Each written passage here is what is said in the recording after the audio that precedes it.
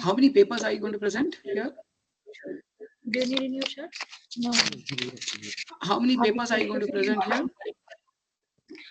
One paper. So there is only one paper. Only one paper. Okay, go ahead.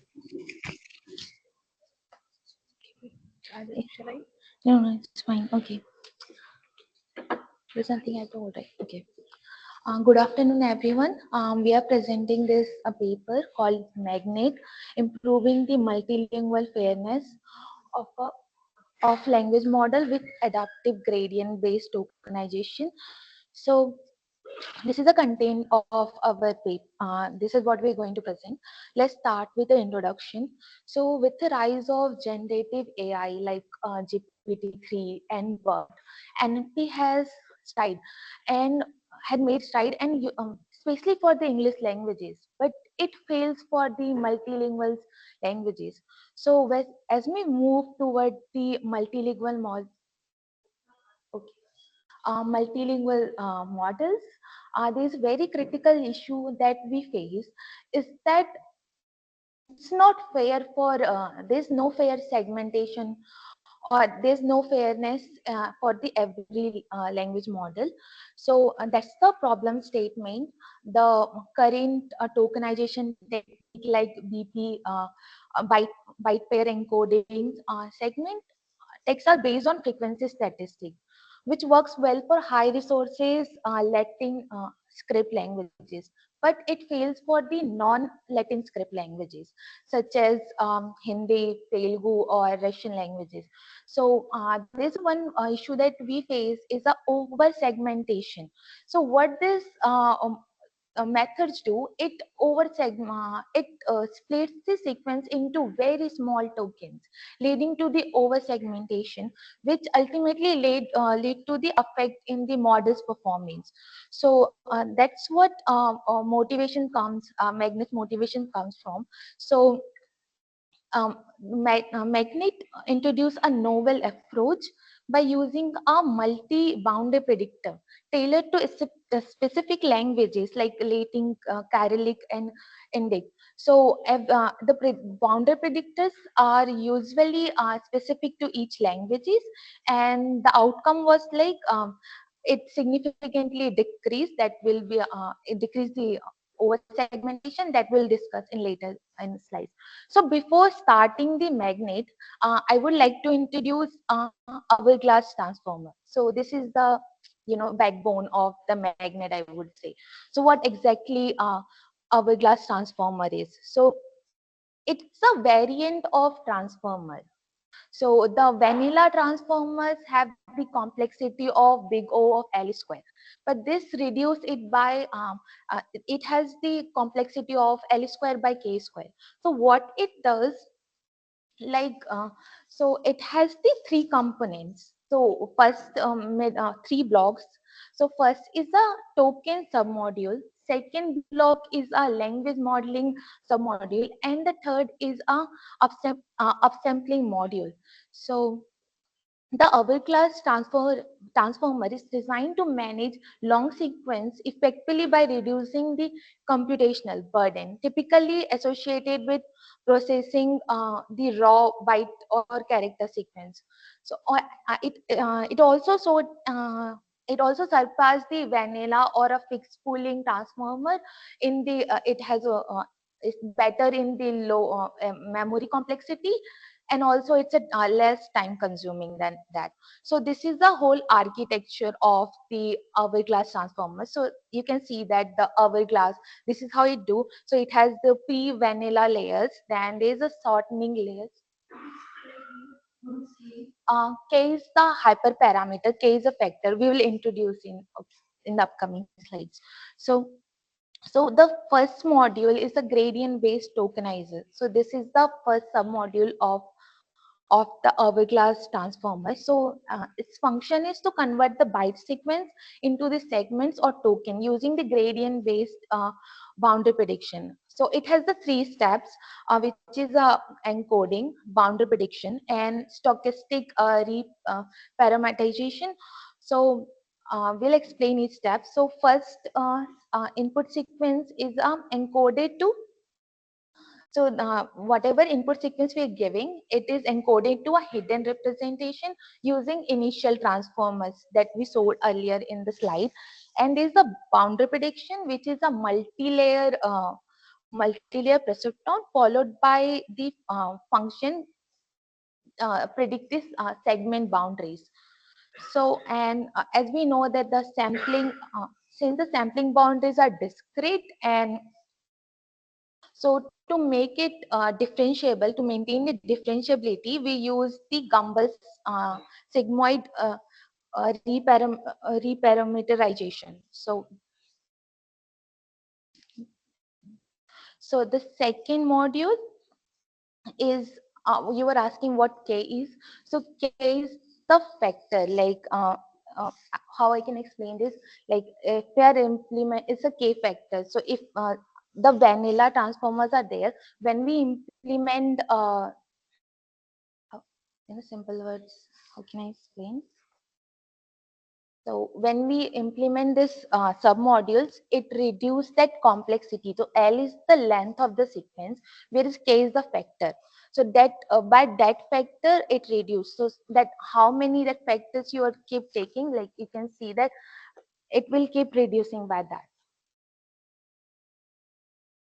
So then the second submodule is it processes the segment tokens to perform language modeling. So what we got from the first block, we will then pull it. I will implement pooling, and here in this paper they have used average pooling. So the segmented tokens are pooled, means here they have average to form a compact representation, and then the transformer layers, then this pooled representation are passed through the transformer layers with a casual attention to predict the next token.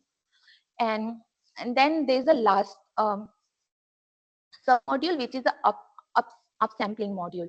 So what happened, you know that we need the same length of the input, and the output length should be same, right? So that's the method. So here, to change back to its original byte, we are using upsampling model. So it converts the compact representation of the original byte level to original byte level resolution. So the what upsampling do, uh, the output of the language modeling sub module is sampled to match the original sequence using this function. And to avoid any kind of information leakage, we are doing skip connection, like we are duplicating and shifting the representation, and then followed by the final transformation to predict the original byte sequence. And this is the algorithm, as this is not the main, it's just the basic. So we took this algorithm from another paper. Hierarchical transformers are more efficient than language model. So this has shows the whole architecture or algorithm of the hourglass.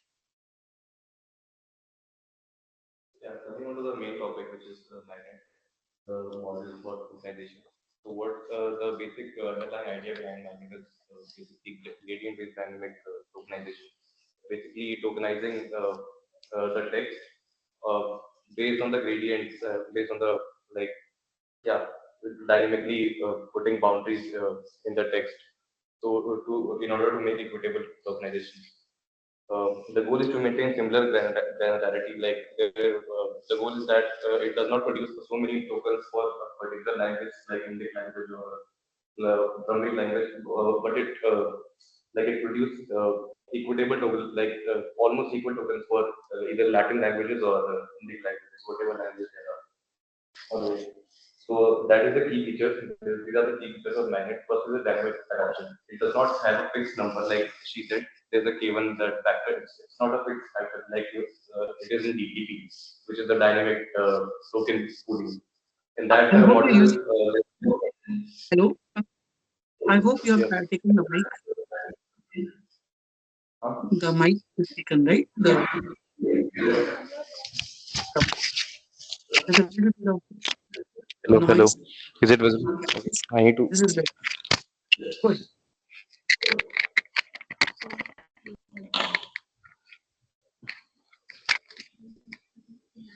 Go ahead. Okay, I'm sorry. Yeah. Can you hear me now? Hello. Yeah, Hello. this is much better. Okay.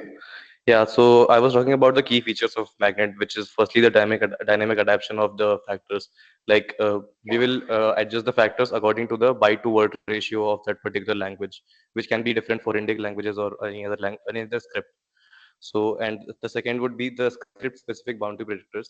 Unlike DTP, like I said, there are fixed boundary predictors in DTP. But in this magnet, for different scripts of languages, we have different boundary predictors, so different tokens. And the third one would be efficient compression. So it like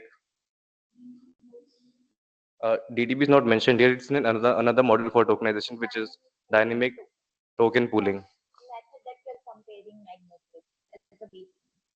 So, talking more about DTP, it's mostly like magnet only, but the only difference being that in magnet the factors are dynamically allotted, and the tokens, the boundaries are also dynamically allotted. But in BTP, that K factor is always the same for all of the languages. So DTP can produce more tokens for uh, languages with more byte to word ratio, while the magnet, like this model, will produce the equitable tokens for. Uh, yes, yes, yes, yes. Yeah, and the third would be the compression, like she talked about in the language modeling submodule. We would compress, and this the 15 to 20 that you see, that is also dynamically allotted. That is not statically allotted. That is the main key feature of magnet. Yeah. Uh, okay. Going on, these are the a little maths behind. So this represents the byte to word ratio of a particular language. This can differ for every script, like either Latin or Indic or like Cyrillic script. But this is the byte to word ratio. This is how we calculate. And the beta, that thing, binomial, yeah,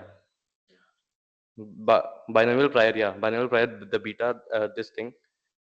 This is calculated. This is nothing but 1 over r dash, like r prime, whatever this is.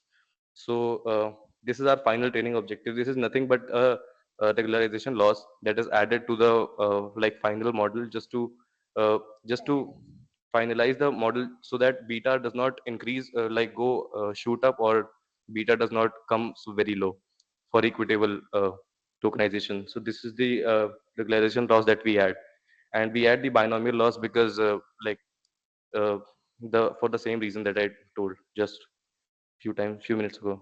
So this is how magnet work. It firstly it does that. Firstly, it does what byte level does. Like it firstly converts the text into bytes in and stores in some kind of a vector database or something like that. And then it's a boundary prediction. Next step is to put boundaries in that text one after the other, like what tokens to select and what not to. And then the third step would be the stochastic reparameterization. So in boundary prediction step, there are we have soft values for the like boundaries firstly, but using that what was the name? Not differential. Yeah, it is yet differentiable, but we then use hard Hard co- signal. hard Kumber sigmoid function, just to like we just to have a hard boundaries, like where bt value would be around 1. That would be a hard boundary now. So yeah, this is it. And that is the this is the methodology. This is the training data that is used in the paper, which is Flores 200 multilingual data set with parallel sentences. All right. So we evaluated 3 scripts, like in the paper, including 9 languages, which is Latin script, Cyrillic script, and Indic script. And the baseline comparisons of the model would be DTP that I discussed a few minutes ago, uh, like, and the byte level model and the BP. These are the 3 most famous NLP models, like, yeah, used for tokenization and contrary to magnet. And then the evaluation matrix would be tokenization fairness, how evenly a text is tokenized, the downstream performance with different. These are the things that you see. These are the different like NLP tasks. So how well it performs in the task after fine tuning the model with particular task, and then the computational efficiency, obviously. So in the photo that we see that magnet performs well than DTP 5x and 10x. It performs almost same as byte level, because byte level can be thought of as a as a brute force approach for tokenization. It would produce accurate results, but with a lot of memory usage and performance runtime. So we can see that this has performed very well, and even in the like different magnet, different k values for different scripts, we see that the the model performs best at 3, 6, and 12. 3 is for Latin script, 6 is for Cyrillic script, and 12 is for Indic script. So it performs very well in 3x, 3, 6, and 12, even in dialectical tasks or in language tasks. Moving on, the experimental setup. So testing framework, again I discussed like the Flores 200 parallel corpus, and the same sentence was tokenized across different methods in this for experiment, and we use different methods and different models also, which is the byte level model, BP, DTP, and magnet. And it can be seen very well that binomial prior, that is the beta value for different kind of like models, can be seen right here. And we see that binomial prior for DTP 5x and DTP 10x, it's same for all the languages, all the scripts, but it should not be the same because the byte to word ratio is not the same for all the scripts. So that is why we use magnet, and in magnet we see that uh, the the binomial prior keep changing according to the script, which should be the case to do like efficient tokenization. And this is the comparison with existing model. I don't know if it's clearly visible or not, but when we see DTP 5x, we see a lot of tokens for Hindi language, like for English language, and this is some like Latin language. For first two are Latin languages, the tokenization is almost same for in all of the models, almost same. But when we come to Hindi languages, we see a lot of tokens here and a lot of tokens here, which is BPE and DTP, which would lead to over segmentation. But in the specifically in magnet model, it like efficiently has tokenized into um, like a very less number. It's not over segmented or under segmented. It's just segmented with the right amount of tokens. We can see that it works well in the like Indic languages, and also this is the Russian language. We can see that a lot of tokens here and a lot of tokens here, leading to over segmentation again. So this is the comparison with other models. Coming to the results of the magnet model, results provide that it provides an equitable segmentation, as we discussed earlier. So in this graph, we can see that average number of tokens shoot up for like for BP, for having an alpha BP. Alpha for BP is a whole other story, so we'll not talk about that. But we can see that for BP, it shoots up for Hindi languages or some other languages. For English, it's almost same for every model. Uh, and for magnet, it does not shoot up a lot. Like it's almost the similar. The average number of tokens is almost similar for even other languages. We can see in magnet, for magnet 5, 10, and 13x for taking these value of k. Do they not report? Do they not report fertility scores, etc., which are more standard? Because instead of saying number of tokens, you want to basically do it relative to the number of tokens, right? So fertility would be the number. So I don't see any fertility reported anywhere. Um, like these were the results of a particular experimental task. So in that experimental task, only one sentence was provided in every languages, and we had to test the model in that only. So this is the result for that particular sentence, Okay, which was fine. performed experiment, which we performed experiment on. So Okay. we can see Oh, that oh, value you only. perform this experiment, or the No, authors of the like paper? the researchers performed the experiment, Yeah. Okay. obviously not us. Yeah. So we can see from the graph that it's a equitable segmentation it provides. Another would be downstream task performance. So we would think that if we just fine tune our model, the magnet model, for uh, real life NLP tasks like pre-phasing or paraphrasing, sorry, not prefacing, paraphrasing, or sentence completing, we might think that it would lead to lesser binomial prior, or it would like affect the tokenization. But we can see that it doesn't affect the tokenization. It outperforms GPT and matches byte level methods for inform in when it comes to accuracy. uh, So what are the it does what not is the affect. size? What is the size of the corpus on which this tokenizer is kind of trained?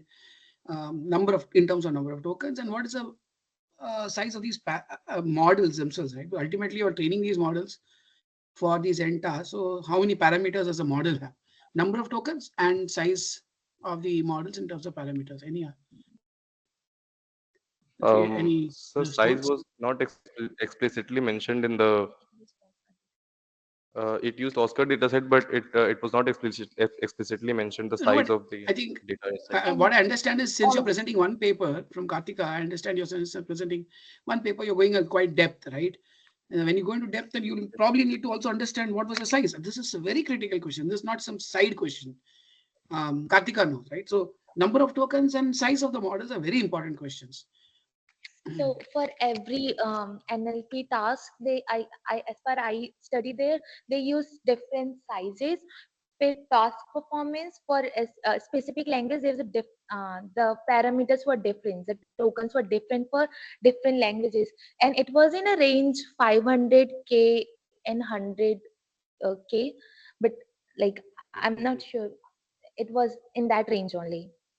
So these are for particular downstream tasks, but there was initially the graphic presented was for specific byte related and average total. So So there is no the like constant, like, there is no difference in the number of sentences around that. in which you'd say this one. Yeah, okay. So like this graph only represents how like tokens are distributed, how tokens are made in the different models. So what While is the data set size of this? The data set that they have looked at. like we mentioned earlier, it was floor is 200. We don't know the exact size of that data set, training data set, but we just know the name of it and then the results. And these are not like in this is the results on a particular NLP task, let's say paraphrasing or something like that. This does not tell the how different model tokenize. This graph is the representation of how different model tokenizes a particular text. But this table represents the accuracy on So different NLP I tasks. see. Let's go back to the tokenization. I think we should be closing today's class soon. So I understand they have used Gumbel softmax, right? And I think it's a very important point for you to understand, because that gives you a way of optimizing, right? Being able to optimize when you want to do discrete intermediate tokenization, right? So the tokenization is a discrete process. Um, what happens, right? I mean, what is the baseline, right? Is there an alternative to using Gumbel softmax, and how does it perform then? Maybe it's pathetic, but do you have some insights, right? What is their baseline? Or maybe there are ablation tests where you've talked about three important contributions they made, right? What happens if one of their Yeah. contribution is relaxed? So are there ablation tests, either ablation tests or no more intuitive baselines, will be useful to understand from an optimization perspective, because you're also doing this part of an optimization course, right? So what are the optimization insights you've got with respect to either the ablation test by relaxing one of those three, or by, as I said, looking at baselines, which may be more vanilla, which may not look at Gumbel softmax, for example. Can you do a Gumbel softmax and see what happens? Yeah. So in this paper, they try to optimize or refine the boundary predictor mostly. So the boundary predictor here, like what if it collapsed, or it trivially predicting like each pair at t positions. To prevent this, they added a regularizer to the language model objective. That was a minus log binomial function. So in this slide we have mentioned. This this is a regularizer term that they try to optimize it. So what the significance of minus log binomial?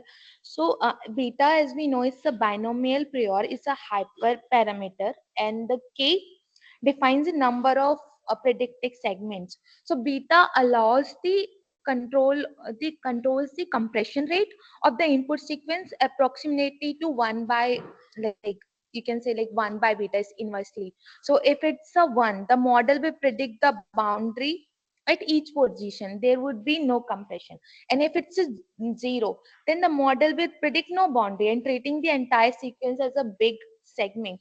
So in this paper, I think they have first implemented hourglass transformation to make that whole very compressed and less uses less time and saves lot of memories.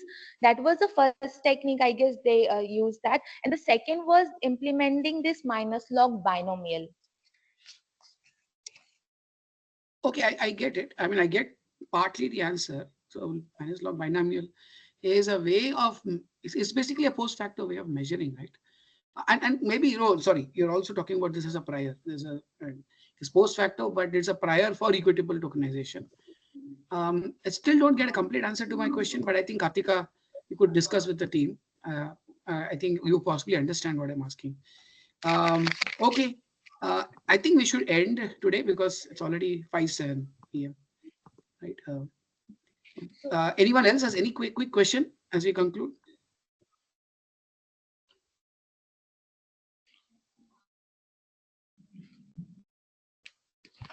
Anyone else? I mean, this is a nice paper, by the way. Good choices of papers, good projects. I think you just take them a little bit more seriously, go in more depth. There's a lot of interesting research that can be done. And you should get very, very curious, right, about the size of the data sets. Talk to your TAs. I mean, there's simple questions, leading questions they will give, like what I'm giving. So get excited about these for your projects. Any other question from the audience before we close for today? What is detail? You should write, simple so it's very Yeah, we forgot to mention D is basically the length of the whole that sample we have got. So, uh, huh? Like number of bytes, maybe you can say D would be. No, I don't. I vaguely remember its size of something, but so can you explain what are its what the formula is? so basically it is let's say it's like sample has a lot of text and words. So xi can be considered as either either a sentence or a word or something like that. So basically r prime represents the byte to word ratio, like how many bytes are there in a particular word. So like Xi should not be a sentence then, right? So is it a segmented tokens? No. like this xi that we are denoting are like you can say isoposition means what is the total length of text, like in that sequence, you can say. So how can I explain, like sample of text sequence. This xi is a sample of text sequence in language model. In language model, sample of X equals. Sample of text sequence. So that means you can say there's a I don't have that. This is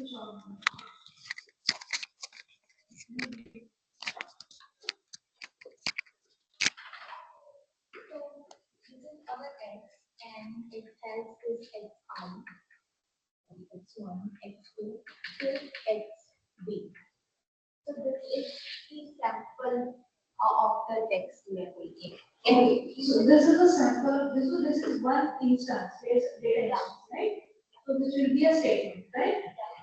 Okay. Then from Xi to Xb. So what X1 is denoted? Say my name is Priya Mishra is a sentence. So So what is excited? Um, you can say Is it a token which you are segmenting for? It may you can say it may be it's the a, length like of a sentence, it's a you can say. byte length, Yeah. So like byte length of I guess each token. Uh, so that is what okay. I'm telling. Na? So this will be a segmented token. And Yeah. so you have segmented name. So maybe NA and NE is the most frequently occurring uh, mm, tokens here, for which we are tokenizing, right? Is it? I think it can be interpreted as a like part of like there's a whole long paragraph and xi is just a sentence. So jo, that sigma, that mod xi absolute value, that can be set as the byte length, and the below count word would be the number of words in that particular sentence. So it So like this xi is a byte. If we are doing something like count words of xi, then xi going to be a byte words in the tokens for which we are sending. yeah. Okay, maybe you should refresh it, okay, revisit those. So then you go back. Oh, Yes.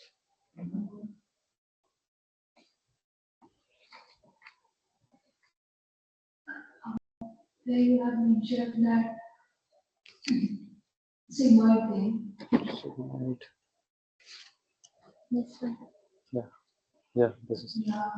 So why is sigmoid word 0 is doing there? How is it that is helping it? but this one, Zero. Yeah. Which one? this one So after sigmoid, I mean how sigmoid is helping sigmoid is So basically like providing a value between 0 to -1. So basically this MLP can shoot up even over 1 or them? below. Yeah, we may use and Huh? so why only why you are using sigmoid? How that is helping? so like the sampling boundaries are discrete, so they are not differentiable with respect to model's perplexity. So to make it differentiable, like think of it like we are getting soft boundaries, so we cannot find like what actually boundaries. To make it into the hardcore segmentation, we are implementing this gumball sigmoid function to it's like it's process called Because number is not this Yeah, this one is. this is so it's like to maintain the differentiability we implemented this. we may go with other options. Okay, thank you. But like that's the answer. With other options, there's a like binary answer, right? Either 1 or 0. But in sigmoid,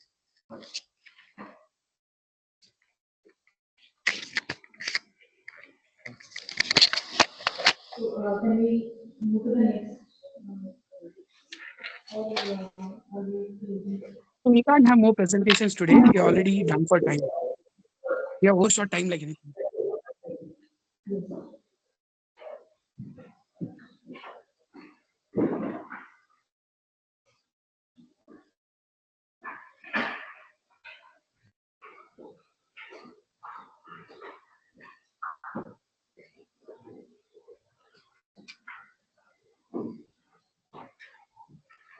टूट गया क्या?